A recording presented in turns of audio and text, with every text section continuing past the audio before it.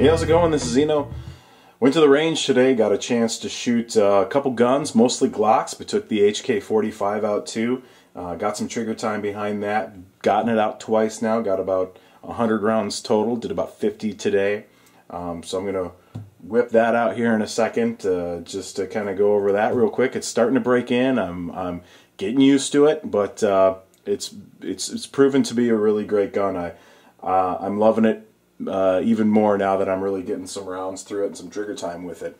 But let's go ahead and see what we shot today.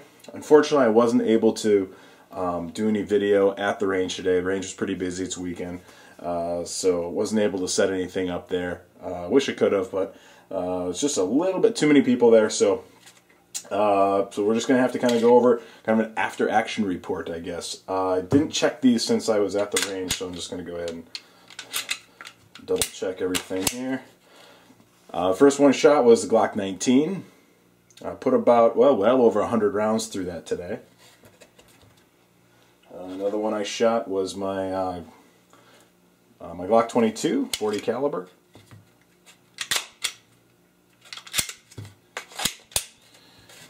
And keeping on that Glock theme, told you I shot a lot of Glocks. Was my 9mm Glock 26. Little baby Glock. This thing is just a boatload of fun, I tell you. And last but not least, shot the HK45. So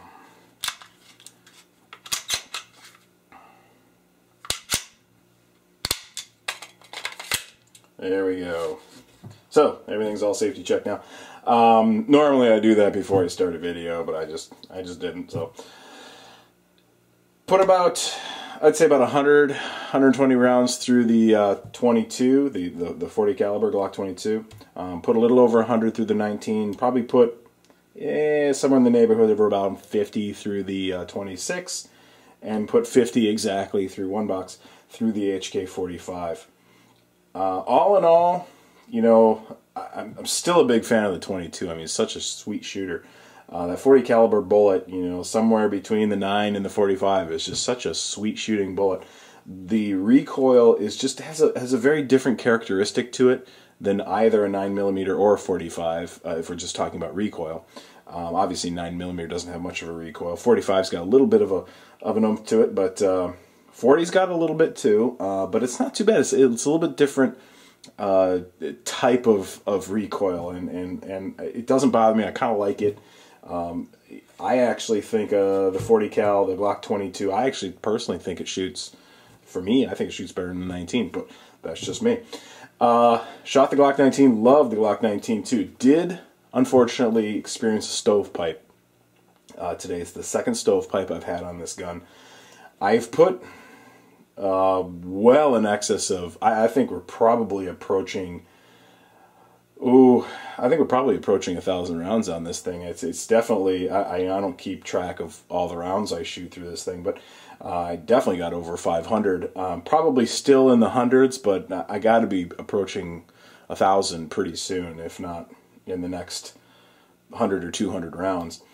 So I was a little surprised with that. I thought by this point in time we probably would have gotten all the breaking into the spring and everything all done, but did see a stovepipe today. Cleared it out. There was only had one. Ran about 3 mags through it beforehand. Ran a couple more after it. So it didn't happen again. I shot 3 types of ammunition through it. I shot a Lawman. I shot Winchester White Box, and I shot Remington UMC. Winchester White Box was the round that I had the stovepipe with, and coincidentally enough, it was also the same ammunition that I had a stovepipe with probably about a week after purchasing the gun. So, don't have any issues with Lawman. Lawman's, in my opinion, a little hotter round. Definitely has a little bit more kick to it than the White Box or the UMC. But never had a problem with UMC either. You know, I gotta keep an eye on it. You know, maybe it's the gun, maybe it's the ammunition. If I see another stovepipe and it's White Box again, I think I'm probably gonna end my relationship with the 19 and the White Box and just stay on the UMC and the Lawman and some of the others. But don't have issues with White Box with any of the other 9mm I have, but have had a couple with that one, so I'm going to keep an eye on that. Like I said, I'm not ready to say there's a problem, but yeah, just going to kind of keep our eyes open for anything in the future. I'll probably take this gun out a little bit more in the near future just to make sure. And of course we did the Glock 26, did about 50 rounds through that. This is such a sweet shooter. I love the Glock 26. I shoot that one more for fun than anything else. And then of course the HK45. Initial impressions, I really like the gun. This is a badass gun right here. 45 caliber shoots almost to me it feels like a 40. I mean, that recoil dampening system that it has is highly effective. Couple things I noticed. Front of the barrel, this is cosmetic, but this was pointed out to me by a number of HK owners before I bought this gun, and I noticed it right away too. A lot of discoloration around the muzzle of the gun. In fact, I'm just gonna wipe that off real quick, I guess. A lot of discoloration, powder residue on the muzzle of the gun. Now, every gun gets that. I'm not saying that this is a drawback to the HK by any stretch of the imagination, but every gun gets that. But there's only 50 rounds through that, and you know the powder burns come back to the powder residue comes back, you know, good 3/4 of an inch on the barrel. You contrast that to the Glock 22. Obviously, this is a different caliber, but you know, we're seeing powder burns only back to, you know, maybe a half an inch at the absolute most. That's probably more like a 1/4 inch. And then the 19 and the 26 hardly have any at all. Now, part of that is caliber difference, but you know, even on my 1911s, I see some, you know, obviously some powder residue on the barrel, but not quite that much. So I did notice there was a little bit more. It's not concerning to me at all. That's definitely something I can live with. But that, like I said, it was something that was pointed out to me by some other HK owners, and I noticed it too, so I thought I would point that out.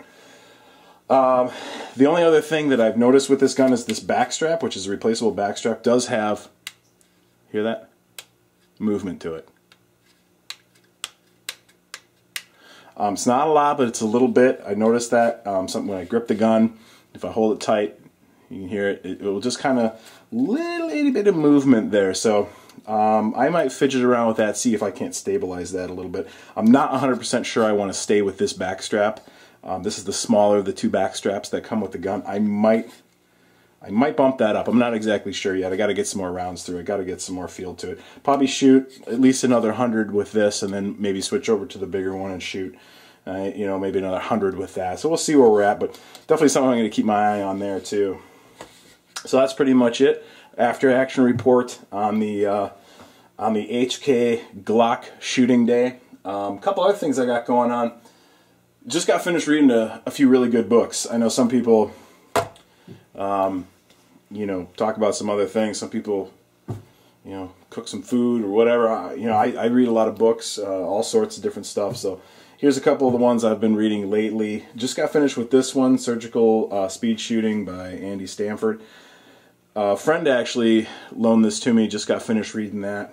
Great book. If you haven't read this, I highly recommend it. I've been incorporating a lot of the things that I read in this book into my shooting over the past few months, and it's definitely helping. So highly recommend this book. The other book I just got finished, actually I just got finished reading this book yesterday, is The Hot Zone by Richard Preston. And this is a book about an Ebola outbreak in Virginia, here in the United States. And also talks about Ebola in general. And the awesome thing about this book, or I should say the scary thing about this book, but what makes this book so riveting is that it's a true story. This is non-fiction. It's a great book. It's been out for a while. Got recommended to me by a friend, and so I gave it a whirl. And it is just a thumping good read. Put aside the topic, the writing style and whatnot, just a thumping good read, page turner. I pinned this dog in less than 12 hours. Exceedingly good book. Best $8 I ever spent. If you haven't read The Hot Zone, like I said, it's been out for a while, so you should be able to pick it up in used bookstores and things like that. I got this one at Barnes & Noble, $8. I mean, super cheap book, and definitely definitely a good book. Take a listen. And you know, I learned a lot too. I learned a lot about you know, viruses and virus outbreaks I didn't know before. I'm not one of these big kind of biological doomsday believers kind of guys, but definitely got me thinking about a few things. So there you go. Glocks, HKs, Ebola. This is a good video. Take it easy.